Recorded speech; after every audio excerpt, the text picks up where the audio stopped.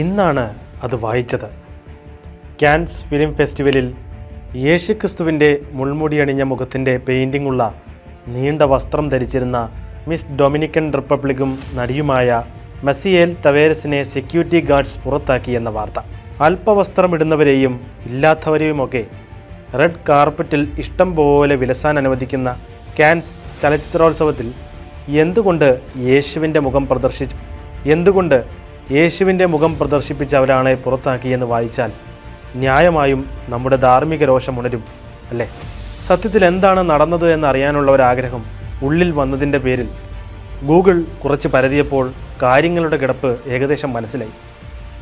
തങ്ങൾ അണിഞ്ഞു വന്നിരിക്കുന്ന വസ്ത്രങ്ങൾ അല്ലെങ്കിൽ തങ്ങളെ തന്നെ ജനത്തിന് പ്രദർശിപ്പിക്കാനും ഫാൻസിനെ അഭിവാദനം ചെയ്യാനും ഫോട്ടോയ്ക്ക് പോസ്റ്റ് ചെയ്യാനുമൊക്കെ അനുവാദമുള്ള ചുവപ്പ് പരവതാനി വിരിച്ചിരിക്കുന്ന സ്ഥലത്തല്ല, ഹാളിൽ കടക്കാനായി ധാരാളം സ്റ്റെപ്പുകൾ കയറിപ്പോകേണ്ട ഇടത്താണ് നടി താഴോട്ട് ഒരുപാട് നീണ്ടുകിടക്കുന്ന തൻ്റെ വസ്ത്രം പ്രദർശിപ്പിക്കാനും ഫോട്ടോയ്ക്ക് പോസ്റ്റ് ചെയ്യാനും ശ്രമിച്ചത്.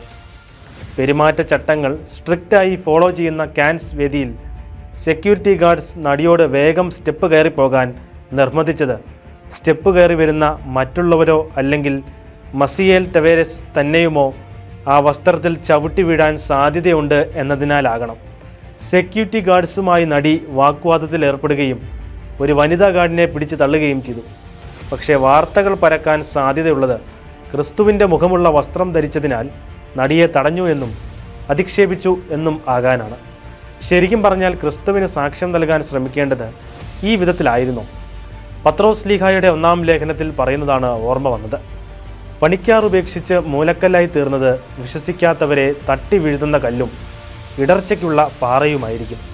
ഇതേപോലെ പിന്നിൽ മറ്റുള്ളവർക്ക് ചവിട്ടാൻ പാകത്തിൽ വലിച്ചു നടന്നാണോ യേശുവിൻ്റെ ക്രൂശിത മുഖം പ്രദർശിപ്പിക്കേണ്ടത്? അതുപോട്ടെ, പെരുമാറ്റച്ചട്ടങ്ങൾ പാലിക്കാനുള്ളവയാണ്. അതിന് ശ്രമിച്ച സെക്യൂരിറ്റി ഗാർഡ്സിനോട് കയർത്തും തള്ളിമാറ്റിയുമാണോ ക്രിസ്തുവിൻ്റെ അനുയായി അവന് സാക്ഷ്യം വഹിക്കേണ്ടത്?